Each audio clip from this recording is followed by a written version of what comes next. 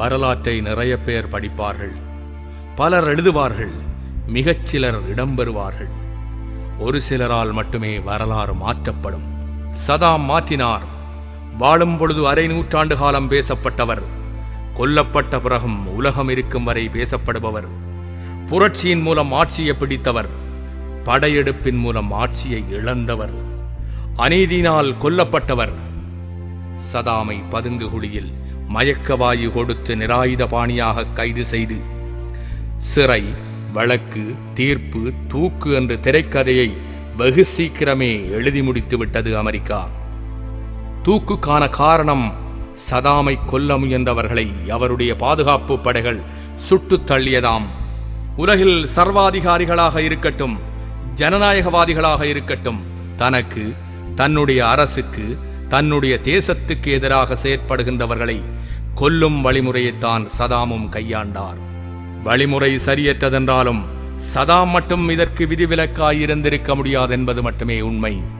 Saddam வீழ்ந்த பிறகு ஈராக்கில் பேரழிவு ஆயுதங்கள் இல்லை என்பது மட்டும் உலகுக்கு தெரியவில்லை. பல்வேறு இனக்குழுக்கள் கொண்ட நாகரீகத்தின் தொட்டிலான ஈராக்கை ஆள அதிபர் சதாமால் மட்டுமே முடியும் என்பதும் தெரிய வந்தது.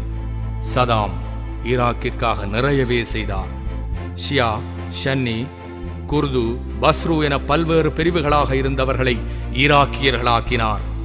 கல்வியை கட்டாயமாக்கி யுனெஸ்கோவிடமிருந்து பதக்கங்களையும் பாராட்டுகளையும் பெற்றார். சுற்றியிருந்த அரபு நாடுகளின் மன்னர்கள் தேச உடைமையான எண்ணெய் வயல்களை தங்களுடைய குடும்ப சொத்தாக்கி வைத்திருக்கும் பொழுது சதாம் மட்டும் அதை தேசியமயமாக்கினார். பாலங்களை கட்டினார், பளபளப்பான சாலைகளை அமைத்தார், புது புது தொழில்நுட்பங்களை ஈராக்கினுள் கொண்டு வந்தார். நாடு முழுவதும் முதியோர் இல்லங்களை அமைத்து முதியவர்களுக்கு வாழ்வு கொடுத்தார். பெண்களின் சமூக நிலை முன்னேற்றத்திற்கு விதை விதித்தார். தெருக்களை சுத்தமாக வைக்க, மக்களை விழிப்புணர்வூட்டுவதற்காக தானே துடைப்பத்தை தூக்கி இருக்கின்றார். ஒரு இளம்பெண் தன்னந்தனியாக இரவு முழுவதும் நடமாடக்கூடிய அளவிற்கு சட்டம் ஒழுங்கை கைக்குள் வைத்திருந்தார். பொருளாதார தடையின் பொழுது அவர் சிரமப்பட்டு கட்டியிருந்த சில நவீன மருத்துவமனைகளில் இப்பொழுது கூட அடிபட்ட அமெரிக்க, பிரித்தானிய வீரர்கள் சிகிச்சை பெற்று வருகின்றனர். அந்த தடையின் பொழுது கூட பொது விநியோக முறையை சிறப்பாக நடைமுறைப்படுத்தினார். ஈராக்கின் பாதுகாப்பு பலத்தை அதிகப்படுத்தியதன் மூலமாக தன்னை பற்றியும் ஈராக்கை பற்றியும் தன்னுடைய எதிரிகளுக்கு அச்சம் ஏற்பட வைத்தார். இவற்றையெல்லாம் ஈராக்கிற்காக இதே சுத்தியுடன் செய்தவர் அமெரிக்காவையும் ஈராக்கிற்காகவே ஆதரித்தார், ஈராக்கிற்காகவே எதிர்த்தார். சர்வதேச குற்றங்களை விசாரிப்பதற்காகவே சர்வதேச நீதிமன்றம் ஒன்று இருக்கிறது என்று கூறும் அமெரிக்கா, அங்கு வழக்காட வேண்டிய சதாம் மீதான குற்றச்சாட்டை அவரோடு தெரிச்சண்டை போட்டவர்கள் கையில் கொடுத்து, சதாமுக்காக வழக்காட வந்தவர்களை கொன்று, சாட்சிகளை நிர்பந்தப்படுத்தி, நீதிபதிகளை மாற்றி, தீர்ப்பை வாசித்து, தூக்கை நிறைவேற்றி மனிதகுல எதிரி ஒளிந்தான் என்று கூக்குரலிட்டது. பேரழிவு பொய்யை மறைக்க சதாம் மனிதகுல எதிரி என்ற பொய் அமெரிக்காவிற்கு தேவைப்பட்டிருக்கிறது. 2006 டிசம்பர் மாதம் 31 ஒட்டகத்தை அறுத்து தியாகத் திருநாளை கொண்டாடியிருக்க வேண்டிய சதாம் தியாகியாகவே ஆகிவிட்டதுதான் பெருமிதம்.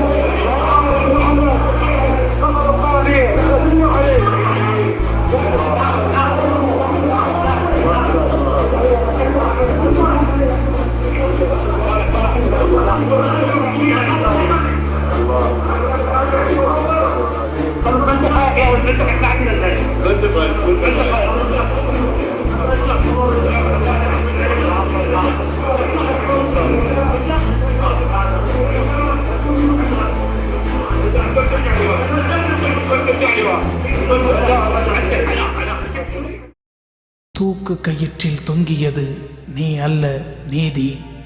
அக்கிரமத்திற்கு அடிபணியாதே என்பதுதான் உன் மரணம் சொல்லும் செய்தி. ஜனங்களை கொன்று ஜனநாயகம் காப்பவர்கள் விசாரித்தார்கள் உன்னை, ஆக்கிரமித்தார்கள் உன் மண்ணை. எல்லாவற்றிற்கும் காரணம் என்னை. உனக்கு தரப்பட்ட தூக்கு அது திருடர்களே கூறிய தீர்ப்பு. மாவீரனே, உன் மரணத்தை பார்த்தவர்களும் மாவீரர்களானார்கள். உன் சரித்திரத்திலும் சில அச்சுப்பிழை, அதையும் நீக்கிவிட்டது இந்த படுகொலை. தியாகத் திருநாளில் நீ விதைக்கப்பட்டாய். அந்த கொடியவர்கள் ஒரே ஒரு சதாமை கொன்று 1 கோடி சதாம்களை உருவாக்கிவிட்டார்கள். மாவீரன் சதாமே, நீடு துயிலில் நீ ஆழ்ந்து விட்டாய். ஆனால் உன்னை கொன்றவர்களால் இனி தூங்க முடியாது.